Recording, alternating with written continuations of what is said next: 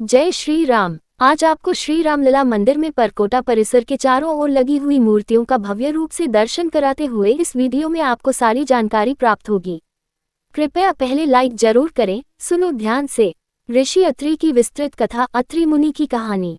ऋषि अत्रि वैदिक परंपरा के महानतम ऋषियों में से एक थे। वे सप्तऋषियों में प्रतिष्ठित माने जाते हैं और ब्रह्मा जी के मानस पुत्र थे। उनका नाम ही तप, संयम, ज्ञान और ब्रह्मचर्य का प्रतीक है। वे ऋग्वेद के अनेक सूक्तों के दृष्टा रचयिता भी थे। ऋषि अत्रि का जन्म और तपस्या। पुराणों के अनुसार सृष्टि की रचना के समय ब्रह्मा जी ने अपने मन से जिन महान ऋषियों को उत्पन्न किया, उन्हीं में से एक ऋषि अत्रि थे। अत्रि मुनि ने प्रारंभ से ही कठोर तपस्या का मार्ग अपनाया। उन्होंने निष्काम तप किया, न कोई वर मांगा, न कोई सिद्धि। उनकी तपस्या इतनी तीव्र थी कि तीनों लोकों में उसका प्रभाव पड़ा। देवता, ऋषि और स्वयं त्रिदेव भी उनकी तपशक्ति से प्रभावित हुए। अनसूया से विवाह पतिव्रता धर्म का आदर्श। ऋषि अत्रि का विवाह माता अनसूया से हुआ, जो भारतीय संस्कृति में पतिव्रता, सेवा, त्याग और तपस्या की मूर्ति मानी जाती है। अनसूया का चरित्र इतना पवित्र था कि उनके तेज से देवियां भी प्रभावित होती थीं। अनसूया की परीक्षा। एक प्रसिद्ध कथा के अनुसार देवर्षि नारद के कथन पर ब्रह्मा, विष्णु और महेश ने अनसूया की पतिव्रता शक्ति की परीक्षा लेने का निश्चय किया। वे साधु वेश में उनके आश्रम पहुंचे और भोजन के बदले एक असंभव शर्त रखी।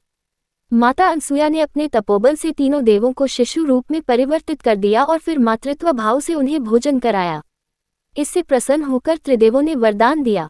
दत्तात्रेय का अवतार। त्रिदेवों के वरदान से माता अनसूया और ऋषि अत्रि के यहाँ भगवान दत्तात्रेय का जन्म हुआ, जिनमें ब्रह्मा, विष्णु और महेश तीनों का अंश समाहित था। दत्तात्रेय को गुरु परंपरा का मूल माना जाता है। वे अवधूत योग, वैराग्य और ब्रह्मज्ञान के प्रतीक हैं। 24 गुरुओं की कथा दत्तात्रेय से जुड़ी है। ऋषि अत्रि और चंद्रवंश। पुराणों के अनुसार ऋषि अत्रि के पुत्र चंद्र सोम थे। चंद्र से ही चंद्रवंश की स्थापना हुई, जिसमें आगे चलकर बुद्ध, पुरुरवा, ययाति, कुरु और अंततः भगवान श्री कृष्ण जैसे महान चरित्र उत्पन्न हुए। ऋषि अत्रि का आश्रम। ऋषि अत्रि का आश्रम कई स्थानों से जोड़ा जाता है, विशेषकर चित्रकूट, नर्मदा तट, गंगा क्षेत्र। उनका आश्रम विद्या, तप, शांति और धर्म का केंद्र था, जहां अनेक ऋषि और शिष्य शिक्षा ग्रहण करते थे।